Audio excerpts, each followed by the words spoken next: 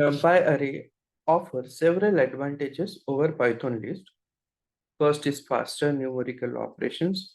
NumPy arrays are designed to perform numerical operations quickly and efficiently. They are implemented in C, which allows for faster computation than Python list, which are implemented in Python. This is particularly important for large dataset or when performing complex mathematical operations. Second is memory efficiency.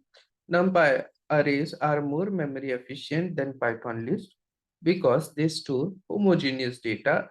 They can be stored more compactly in memory. This means that you can work with large dataset without running out of memory. Third is broadcasting. NumPy arrays allows for element-wise operation with arrays of different shape and size. This technique is called as broadcasting.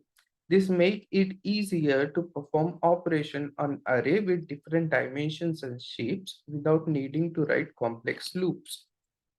Next, fourth advantage is vectorization. NumPy arrays are designed to perform vectorized operation, which means that operation can be performed on entire array at once rather than on each individually. This makes it much faster to perform mathematical operation on large data set. Parallelization.